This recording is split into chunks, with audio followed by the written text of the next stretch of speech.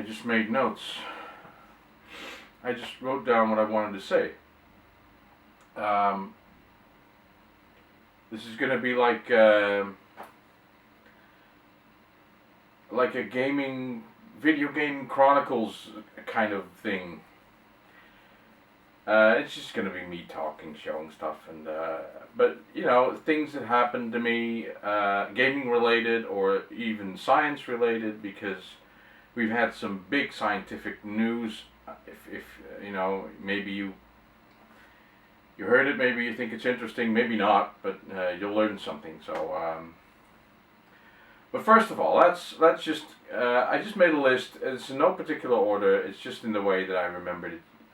No, it was just yesterday. I was watching Bithead 1000 video, his latest one, and this guy has. I've been following him for quite a while, and in that time, I've seen him collect things and then sell his entire collection just out of the blue, apparently. Just to, you know, to vanish for a while and then come back and start over. And I think this is the third time that he's sold off his entire collection. But this time he did something that I think he's really wanted to do, you know, since the beginning.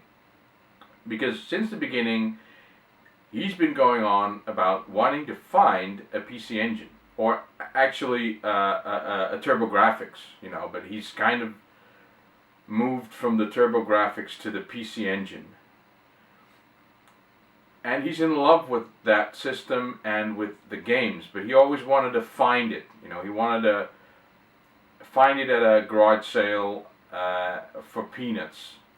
And that's what he was about, you know, buying stuff for cheap. And he didn't like resellers, buying stuff off garage sales, you know, sharks.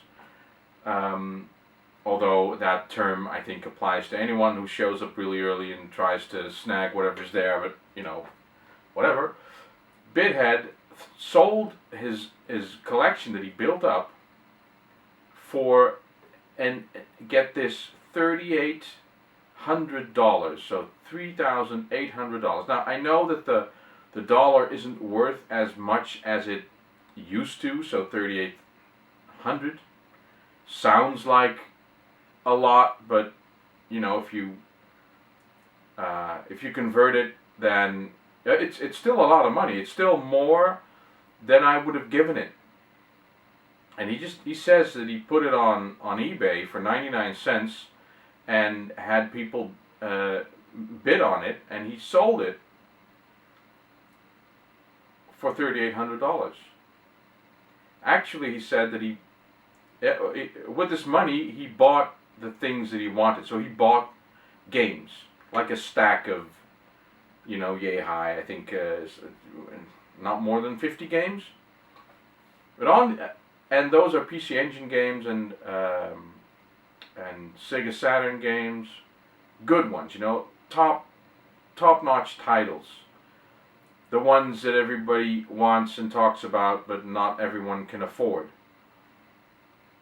And actually, he said that he spent the money on those games. So I'm assuming that's what he got for his collection, that he used that money to buy the new stuff. So, and he also said, you know, I hate it when people say I got a really good deal on this game that I bought, but they don't say what they paid, you know, what the deal was. So he made an effort to make clear what he paid for these games. Now, this time he didn't go for the cheap thing, you know. He did a complete 180 in the sense that he why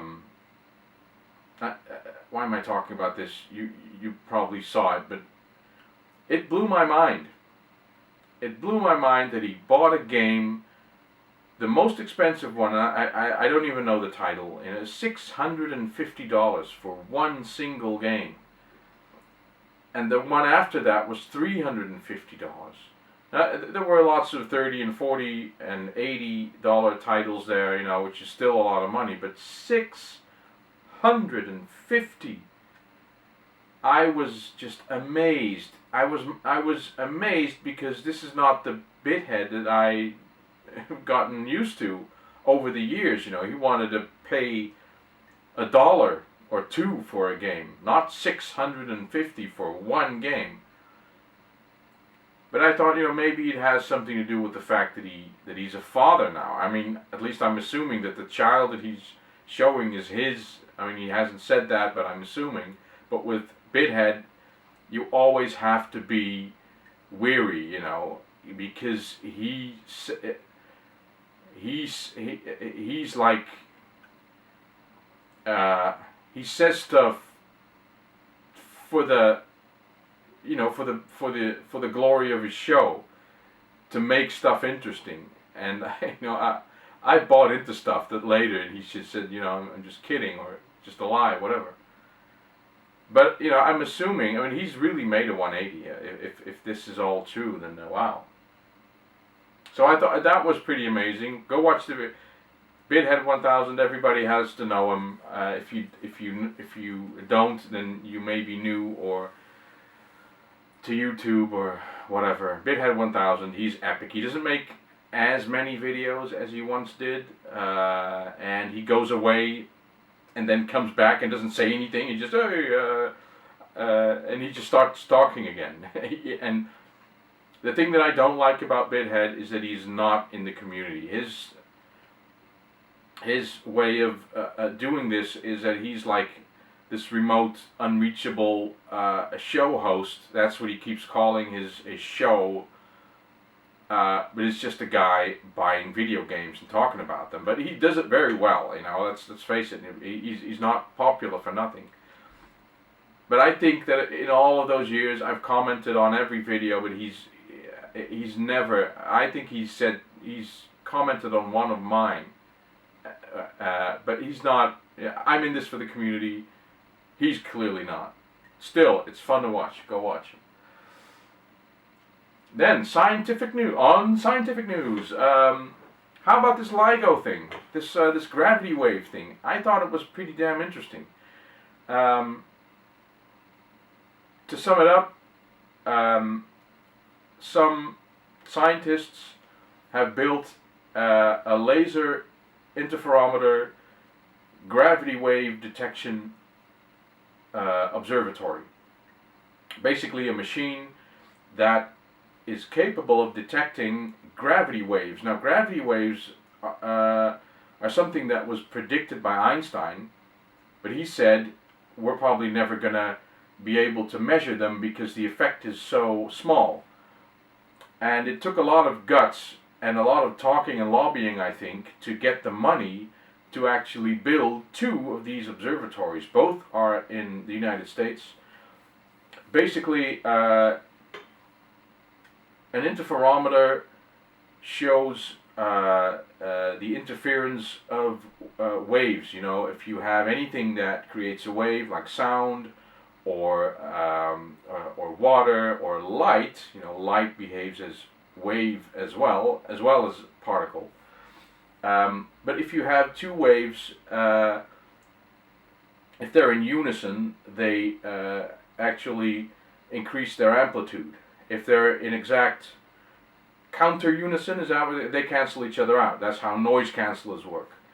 So you can actually measure the effect of waves touching each other, interfering with each other. That's so they've built. But this time, they've built a machine that measures gravity waves. Now, gravity waves exist because we believe that when massive objects interfere with each other, they create a bending and stretching of space-time, which is something that is very difficult to measure. So what they've done is they've built a laser that shoots a light beam at a beam splitter, so you get 2 lasers going you know, in a perpendicular to each other. And at the end, they bounce back to the beam splitter. One goes back to the source, and the other goes to the detector. Now, the detector, the system is set up so that the wavelengths cancel each other out. So when there's no, when everything is normal, there shouldn't be any light at the detector below.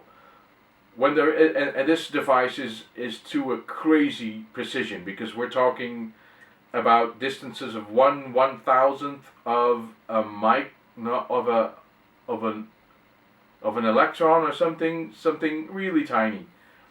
But they built that machine, and somewhere in space, two black holes collided and made one massive new black hole.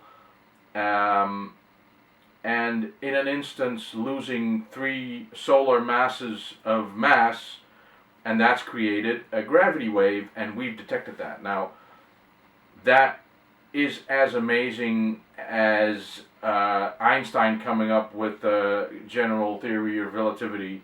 This is a big event. This is a big thing. We've actually measured directly gravity waves. The people at LIGO, which is the Laser Interferometer Gravity Wave Observatory, they've done that, and they announced this yesterday. So this is big news.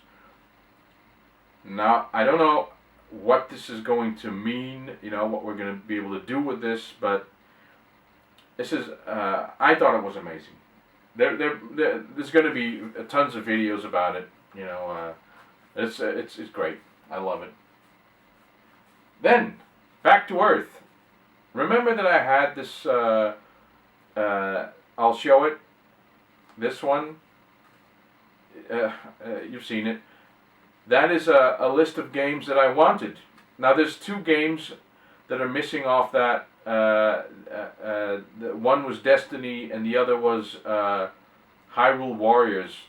Now, by now, I've learned that the Nintendo first-party titles, they don't drop in price. So the Hyrule Warriors, I'm probably not going to get that. Now, it's not my style of game, because it's a first-person shooter, it's online only, and it's Destiny. I bought Destiny for $9.50.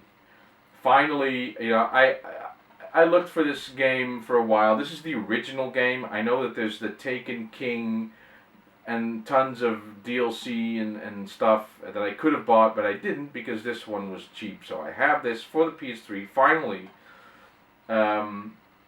this was the most expensive game ever made by Bungie, published by Activision. But it says online only, so when they unplug the servers, the fun is gone, and it's first-person shooter, and it's with, a lot of people online, and they're all going to kill you probably, or kill me. But the thing is that Nat wanted people to play with. Actually, what's up with this game? That at some point, the only way to level up more than you already have is to team up with other players. And she's looking for people to team up with. But she's playing on the PS4, so she's going to have to get a PS3 if she want to play. Nat, you're going to have to get a PS3 if you want to play this with me. Anyway, I had this on my list, not really realizing what it was back then, but I still, this was the one of the titles that I thought, forget it, I'm never going to get that. But Nat sort of peer pressured me into getting it, so I did. This is me coming out of the closet, out of the Destiny closet. I got it. So that, I haven't even put it in yet. I got it yesterday or the day before. Then, I thought I'd just show you a little bit of Empyrion. Now, I've been playing a lot of Empyrion. It's a galactic survival game, sandbox, online. We're running our own server, so, there's nothing about people unplugging servers or whatever. We control our own destiny in this thing. And I've talked about it before, but I thought I'd just show a little bit. So I'm tagging that to the end of this video. Empyrion, it's pre-alpha stage. They've announced the alpha release now. it's supposed to be the full. I've seen pictures. It looks really good, but trailers always look fantastic. I can run it on the highest settings on my machine. Let me wake it up again. So it's gonna, it's gonna look nice. But we've already been playing it because it's a very playable game. It crashes every now and again, but it's nothing, nothing too bad. Just watch the video. I go into it and explain a little bit. It's fun. Last thing on my list, Bwack. I finally figured out where the name Bwack comes from. Yeah, Bwack has another channel called Bushwhacker, where he does cycling videos. He has his GoPro camera, and he puts that on his head, and he cycles through Norway, which is is nice, nice videos. But then he has this. It should actually be called EWAC, like electronics whacker or whatever, because that's how I've gotten to know Hans. He makes stuff. He designs stuff, and he makes it, and he solves it, and it's very nice. To watch, I watch all of his stuff. I love it, although I don't understand all of it. But he and I talked about making an audio-video modification for my video pack. And I looked it up, and I thought, yeah, I'm not going to be able to do this. But he made a video about it, and he actually made it. He said, do you want me to make it for you? I said, sure. If you like, I'm gonna appreciate that. And he did a nice video on it, and he built it, and he sent it to me. I already took it out of the little envelope. I have your address now on, so at least I think I do. It's got a cross through it. So, well, I'm gonna anyway. This is it. I got some stuff. I'm gonna unwrap it, and I got a note, but the note is just technical instructions. And there's a link which I haven't typed in yet. I haven't really unpacked this. So let's just open this up. It's very nice packing, Hans. You're as thorough with your packing as you are. These are the connectors. 2 connectors that I'm going to.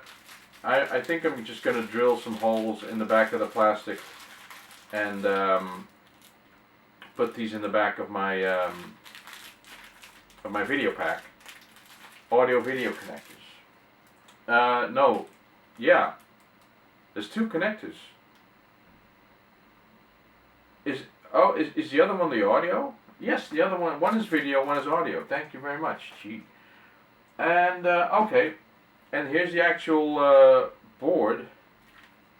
It's an original Hans.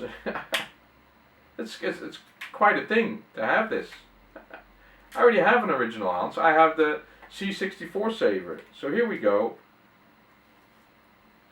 Look at it. It's sitting in its nice little padded piece of cardboard.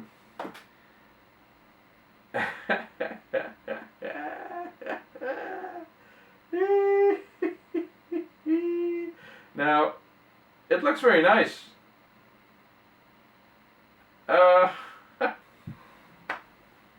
Now I don't know where it stopped. Gee, it's 20 minutes.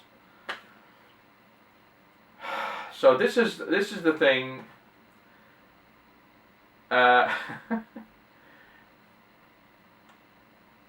It connects of course it connects the video chip, pin 5 of the video chip to the connector, and it connects the sound to the connector. So that's 4 wires already. Then there's ground, and there's 1, 2, 3, 4. I don't know. 1, 2, 3, 4, 5, 6 wires. 2 black ones are the ground. A red one is 5 volts. You're going to have to tell me where to get 5 volts, but that's probably in the instruction. Then a white audio to plug connector, gray audio for motherboard. the green video from motherboard and the yellow is video to plug connector. Okay, I'll just watch the instruction, and I'll if I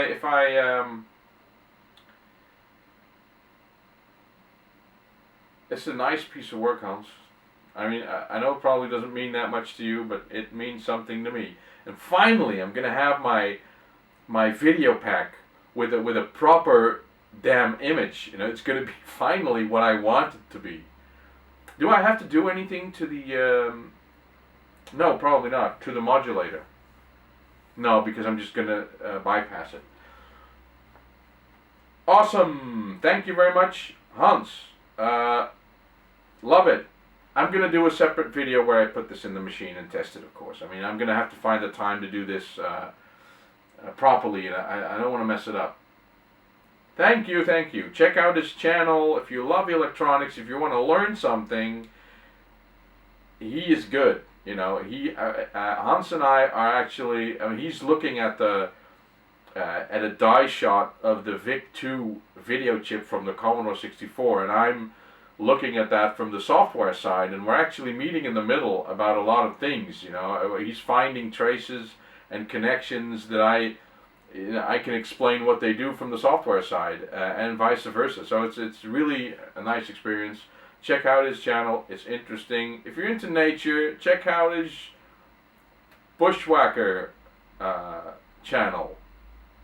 I've watched that, and I don't watch that as often, but I did a while ago. So thanks, Hans. You're great. And that is the end of my Video Game Chronicles video. This is what I did in the past week, which is video game and science related. I feel like Scott Manley saying that, except I'm not bald. Bye.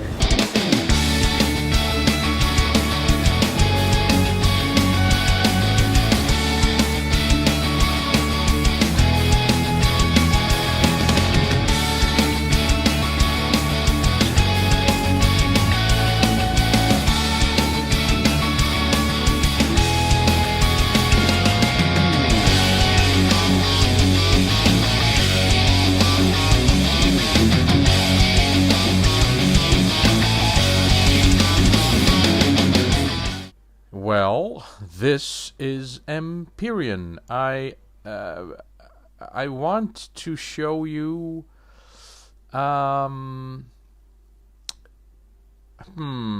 can do a new game. I can do a single player game to show you where if I show you the multiplayer game, I can show you something that we've built. You know, we are pretty far into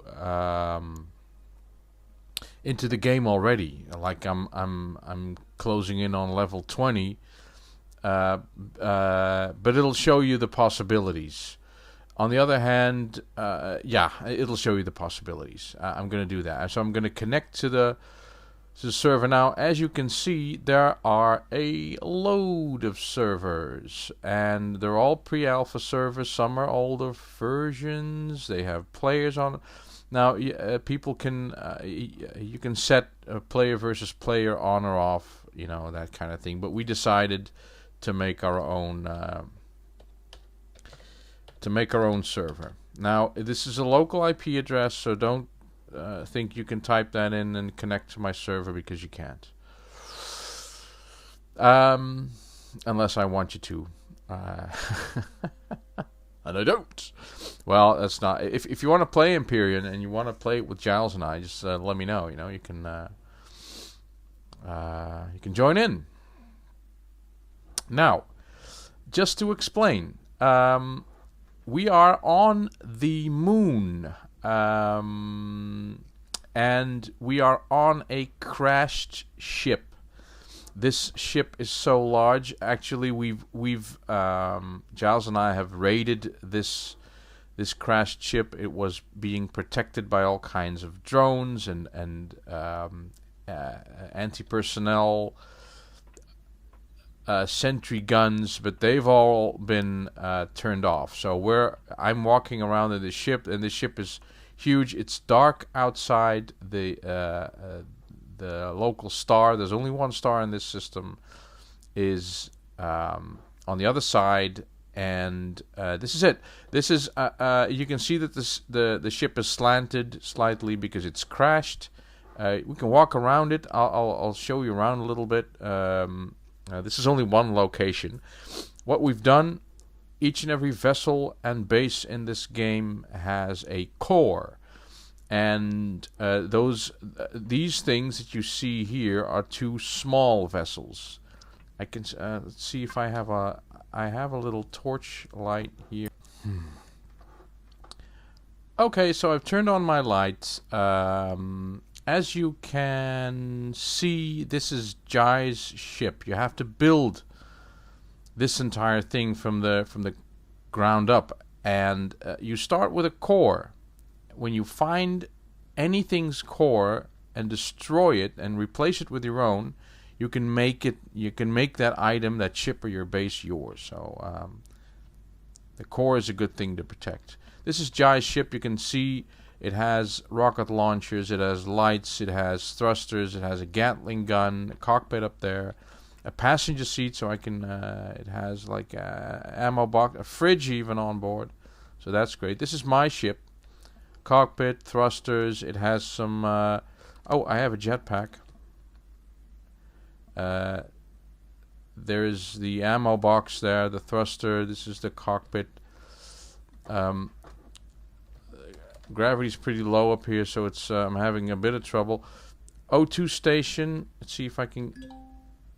Oh, I have to switch on the power first, which I've done now. Oh, my ship is moving. Getting some oxygen. Oxygen tank, fuel tank. I can get in the ship. Oh, there we go. I'm in the ship now. Let's put it back. As you can see, as soon as I turn on the power, the physics kick in, and I shift to the left because the ship is slanted. Anyway, I'm out now. I'm going to show you around the ship a little bit, because it'll allow me to actually show you some things where you can see, you know, it's a big thing. This ship was already here. This is not something that we built. Oh, they fixed a bug here. Of course, you have to eat. And to eat, you can either kill things or grow food. And to grow food, you have to put in these plant growers and these grow lights, and you can grow stuff. You can harvest it, but you have to keep it in the fridge. So we have a line of fridges here that you can interact with, as you can see, a pumpkin and stuff, and all kinds of stuff. I think there's a cooker somewhere around here, because you can cook food. You have to sometimes, because meat, you can't eat raw meat. I'm walking to the front of the ship. Watch out for the hole. Walking to the front. Oh, still a problem. Oh, this is the back. Sorry, I'm walking to the back. Oh, hey, there's still a gun here. It's not operative. It is operative, but not against me, because I'm in the right faction. So, what I can do, this thing is automatically operated, and it'll kill you dead. I have a tool with me, a remove and repair tool. If I shoot at this, it will just take it apart, and I get the parts that this thing is made up of. Oh, see, there's a fuel tank here. Is there anything in there? No, there's nothing in there. The ship is riddled with fuel tanks and storage units. So and I hadn't even seen this part. Obviously, there's a gun there that I hadn't. Anything in here? No, empty too. That was interesting. Anything else? Nope. Gonna go back up here. We'll take a little fly around in a little bit.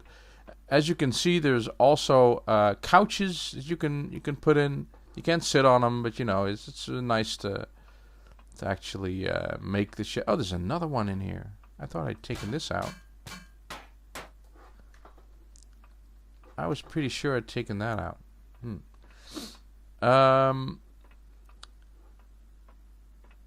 Let's go up. Let's go up to the, I guess, what will be the, oh no, this is the back still.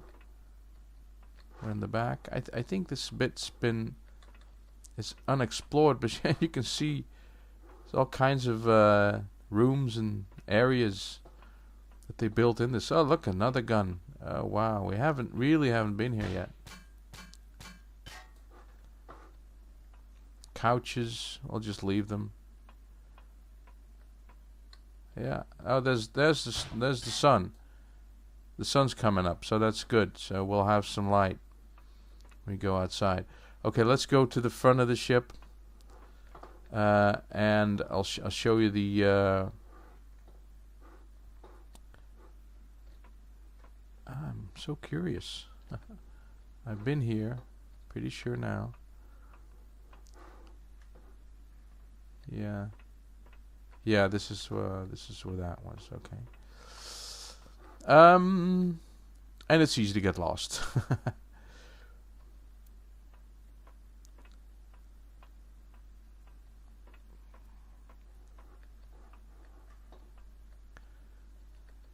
Okay, this is where we were before. We've opened it up. There's another planet up there. That is a lava planet. It's very hard. Nasty creatures. You know what? You get it, right? I mean, it's a big ship, and it's nice to explore.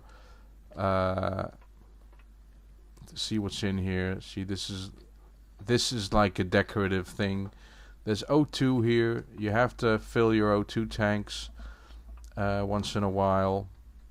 There's another grow light here. These things are all useless. They look pretty, but they're decorative. You can take them apart, and it'll give you something. It'll give you valuable parts. That's for sure. Anyway, let's go to our vessel, if I can find it. It's supposed to be over here somewhere. Ooh. I think I'm... Yeah, here we are. I'm going to get into my vessel, and I'm going to take you to our spaceship. Yeah, I'm going to take you to our spaceship. So I enter the ship, turn it on, and I have to back out of it. Oh, what's going on? What's going on? What's going on?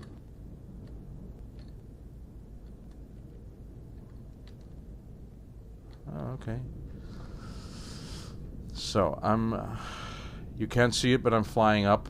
But the sky is dark. I'm on the bottom right. You can see that the distance to orbit is declining. 300 meters, 200, and I'm going into orbit now. There we are. I am in orbit, and on the top right you can see a map. And that below me is the moon. That planet there is the planet that we have a base on. That's where we started.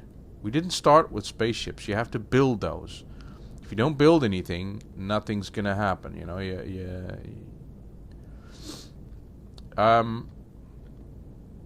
But we built spaceships to get into space, and when you get into space, you notice that there is a space station there, which I'm aiming at. We can't see it. We don't have any visual contact yet. Oh, there it is. I'm pointing right at it. There's a space station there that we basically looted to make our own stuff. This cockpit, it looks nice, but none of it's functional. I mean, this is just a pretty picture. I'm controlling this with my keyboard and mouse. which is a bit odd sometimes, especially when you're attacked and one of the what do you call it? One of the thrusters goes offline. The ship becomes uncontrollable. Okay, we built something that we called the Warbird, which is not a small vessel, but a capital vessel. And the capital vessel is a really big one. And we've armed it too. It doesn't turn very well, but capital vessels obviously never do. I say obviously because it's something that I had to learn the hard way. So, here we go. That is it. Oh, I'm going down. I didn't want to go down.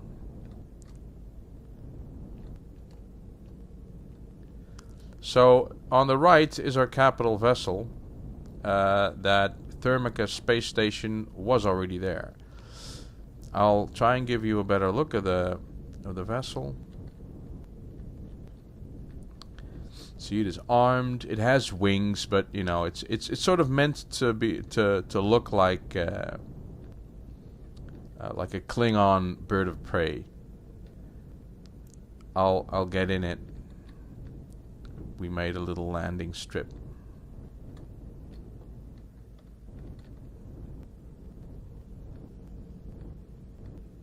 So here we are. I'll land it gently, turn it off, get out. And here we are. I mean, the visuals are pretty. Look, you can just stand on the edge here. You can even get on the wing and get a nice... There's a nice gun here that'll hurt when it fires. And that is our planet. It is kind of pretty. There's a thruster here. Now, you may think, how is it possible that you're just walking around here? Well, we have a gravity generator, so that takes care of that. Now, we have a cooker. You can enter anything, you know, it has like this is my own inventory. This is the cooker's inventory. As you can see, any food kept in there spoils. Well, the water doesn't, but it spoils. So you can make something of the spoiled food if you like. You can make you can make this nutrient solution. As you can see, the cooker has templates. If I wanted to make a small med kit, on the right here it says what I need to make that. I need alien plasma, which isn't in the inventory, so I can't make it right now. If I had it with me myself, I might be able to make it. Flour, you can make. I can make bread here. I can make grilled steak, anything like that. If after you make food, you can put it in the fridge. Well, this is the fridge inventory. There's plant sprouts in here that you can grow stuff with, and there's food here. Food, I just put in my hot bar here, and I go for it, and I just eat a little bit. This is a health station or a medic station. I can get in, and my health level will just increase. Here's an O2 station. I can get in there, and I have to refill it by putting oxygen bottles in this, which I will, like so. And this is a constructor. Now this is a large constructor. You start off with a small one, but this again, it has templates, it has an inventory, and anything you tell it to make, it will make as long as there is enough inventory. I've picked up some stuff: metal components, plastics, glass plates, metal plates. Some stuff there. Stomach pills, I'm going to keep those with me. If I get stung by an animal or by a plant, I can take those to... if I eat poisoned food, I can do that. There's a motor, electronics, cables, all sorts of stuff that I stole off the moon. So I put all those in, and you know, if I wanted to, I can. These are the weapons I can make. There are tools I can make: shotgun, rocket launcher, pulse rifle, railgun, rocket launcher, a handheld one. I can make all kinds of ammo, a railgun bullet. There's all kinds of building blocks I can make. Here are the base starters. Base starter, a hover vessel starter, small vessel, capital vessel starter, and all kinds of blocks that I can build with. If I can take you around the ship here. This is the bridge. The bridge, you need a generator to generate power. The gravity generator is optional, but you know, it's nice to not have to jetpack around all the time. These are fuel cells. As you can see, this fuel cell is empty. So I can put some fuel packs in here. This powers the ship. We leave the ship on because we have to keep the fridges on. This thing makes it possible to fly in space. This is the cockpit for the capital vessel. You can sit here. I can just get in it and move the ship around. I'll get out. There's a passenger seat, so anyone can just take a seat there. That is the warp drive. We like functional. You know, we could have hidden it somewhere, but this will allow me to warp to another planet.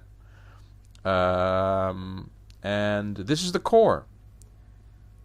If I go into the core, this is all the items that are linked to the core. You can see there is a lot, and I can group these and I can turn them on and off. One of the thrusters is damaged. I don't know which one, so what I have to do is take my repair tool and just go buy all the thrusters and try to find the one that is broken. So that's a little bit of Empyrion, people. Oh, I can show you the planet. How about just a little trip to the planet? Oh, get in it, turn the ship on, and get out. Head to the planet. There it is. Bye. I'm gonna head to the planet, and I'm gonna find the base. I'm not sure exactly where it is. The good thing about the base is that we've killed mostly everything there that is hostile to us. We can't kill all the animals, but this is the planet. I'm gonna have a look around at where our home is. Oh, our home is here. So, but to the left. I think it's over there. That's our base. That's our base. I'll try and approach it. There are deposits, as you can see.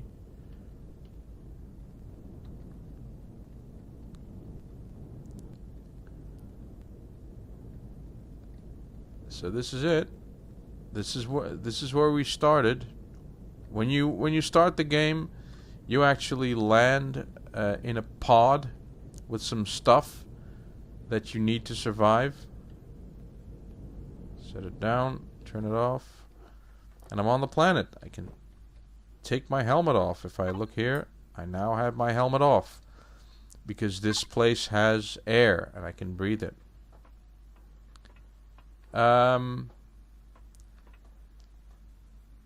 This is my rocket launcher, my pulse rifle, it's loaded and everything. I can aim it sometimes. There we go. Can actually poof. I shot something. So that's it. And this is Empyrion. So it's a sandbox, open world, build and craft stuff, and you can see the same items: O2 tank, O2 station, fridges, cooker, a door. This is our core that you walk over as you enter the place. Growing stuff, cargo boxes, generators. It's all here. And this is our little lounge area. There's a little, there's a telly, there's a couch, beautiful view outside. Look at that. It's great. This is where we eat. Where we eat. There's a little sink here, and there's even there's a desk with a computer on it. Not that you can do anything with it. And look at that. Well, on that bombshell, I thought I'd leave it. This is Empyrion. I hope you liked it.